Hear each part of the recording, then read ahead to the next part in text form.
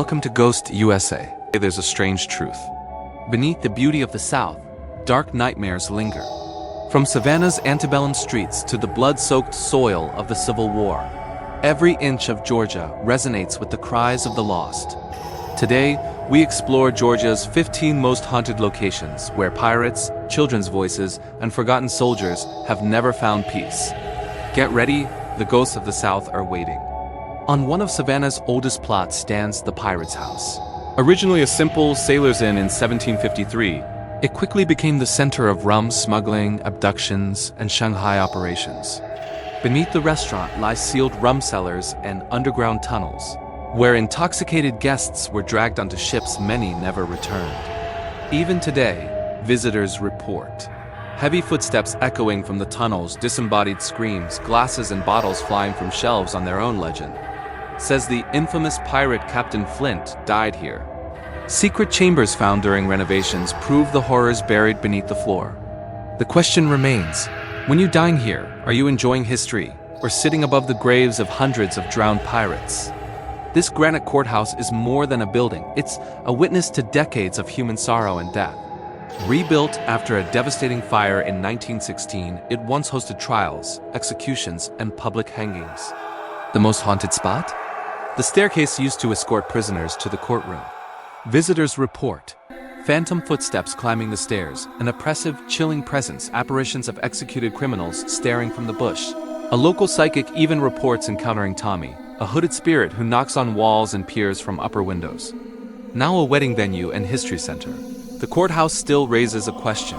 Does justice reside with the living, or do the condemned now hold court among the haunted walls? From the outside, it's a peaceful, historic bed and breakfast. Inside, it's filled with the cries of children and the ghosts of war. The most haunting presence? A little girl who tugs on sheets at night, climbs onto beds and whispers, "Play with me." In room 132, a Confederate soldier eternally stands at the window, keeping watch long after the Civil War ended. Eliza's own son, James, died inside the house after a fatal horse accident. The home has never been at peace since. A Southern magazine team rated it extremely high on their frightmeter after a documented overnight investigation. Here, even hospitality comes with a ghostly presence. The Kennesaw House, now the Marietta History Center, once served as a Civil War hospital and morgue. It is said to host over 700 spirits. Visitors report terrifying experiences in the elevator, which sometimes takes them to the basement, revealing a Civil War field hospital in action.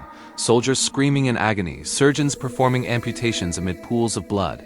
The ghost of a surgeon still rides the elevator in uniform, and the museum hosts nighttime ghost tours to share these stories. The question remains, are you riding to the museum or descending into the morgue? Camp Sumter, or Andersonville, was the Confederacy's most notorious prison camp. In just over a year, 13,000 men died from starvation, disease, and exposure. Visitors often feel deep emotional distress, phantom pain, whispers and moans carried across the empty fields at night.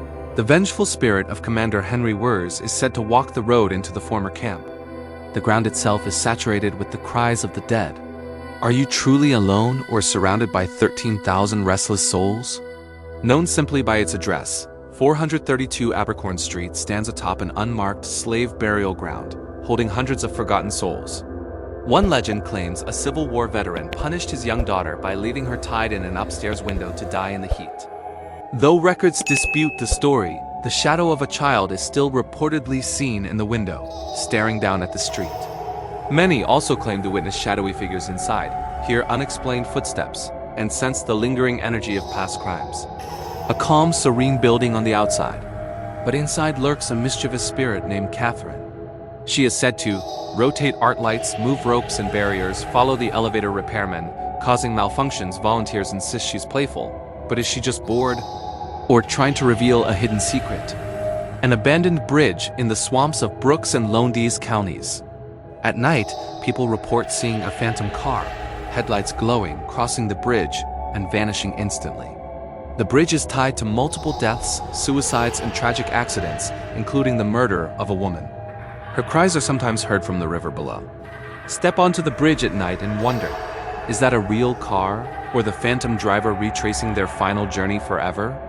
Childhood home of President Theodore Roosevelt's mother, this mansion hides a dark past. Built by enslaved workers, a young girl reportedly fell into a deep well and died. Visitors hear her cries for help, rocking chairs moving on their own. Bullock Hall in Georgia, grand historic white mansion. From the outside, it seems like a perfect monument of American history, but inside, it is more than a house. It's a prison for a family, a child, and an unstoppable curse. The most haunted spot? The old water well. Locals say a child once died there, and their cries still echo through the night. Visitors report hearing faint whispers at 3 a.m. "Help me. I'm still here." Do the spirits of the Bullock family still guard the mansion? Or does the real terror come from the forgotten child trapped below? Atlanta's Oakland Cemetery, founded in 1850, is home to over 70,000 souls. But it's not a resting place for the living, it's a vast city of ghosts. Beneath the Confederate section lie almost 3,000 unknown soldiers' graves. At dusk, this area is said to awaken with the sounds of a phantom roll call. Eyewitnesses describe an invisible commander calling names, ghostly voices replying, "Here," or "Present." One man even claimed to hear his own name called at the end. This graveyard isn't just history, it's an eternal army still waiting for the final muster. The wooden Uharli-covered bridge, built in 1886, looks peaceful, but it holds a gruesome past. Its predecessor collapsed in 1871, killing several people, and locals say the area is cursed. The most chilling tale: a young girl was abducted and hanged here. Even when the air is still, people hear the faint creak of the rope swinging. Another story speaks of a grieving mother who hanged herself, and her shadow still wanders beneath the bridge at night. Investigators once covered the bridge in sand overnight, and in the morning discovered shoe prints, horse hoof marks, wagon wheel tracks. Who or what left them? Stand on the bridge and you feel it's alive, as if someone is still crossing under the moonlight. Savannah's Madison Square looks serene and green, but beneath it lies a mass grave from the 1779 siege of Savannah. Many wounded and sick soldiers were buried alive alongside the dead, leaving the square steeped in dark spiritual energy. At night, visitors feel sudden cold and the sensation of being watched. The most terrifying sight: a giant, solid black shadow figure dashes across the grass at impossible speed, comes straight at people and vanishes before impact. Tour guides say it may be the protective spirit of William Jasper, while others believe it's the embodiment of soldiers' agony, buried alive centuries ago. The Hay House, 18,000 square feet of Italian Renaissance revival splendor, is timeless inside. The most frequently seen spirit? Mary Ellen Felton, a woman from the 1800s. She rummages through drawers and cabinets, leaving things in disarray as if searching for something lost. At night, faint knocks and whispers are heard, and a cold breath is felt on the neck.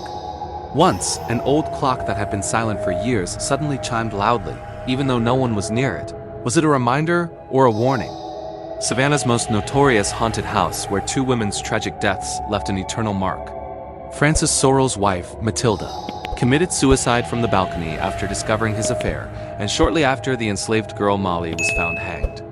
Visitors report a crushing sensation around the neck, apparitions in mirrors, the feeling of an unseen presence. Is it Matilda's vengeful spirit, or Molly's silent cry of despair haunting the home? Built on Cherokee land, Barnsley Resort is a place of romance, death, and murder. The most famous story: Godfrey Barnsley's wife Julia appeared to him from beyond, urging him to finish the mansion.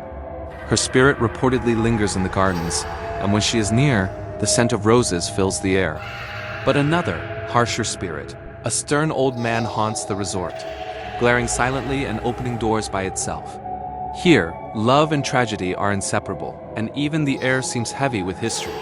The question remains: who still wanders these grounds? And which spirits are yet to find peace?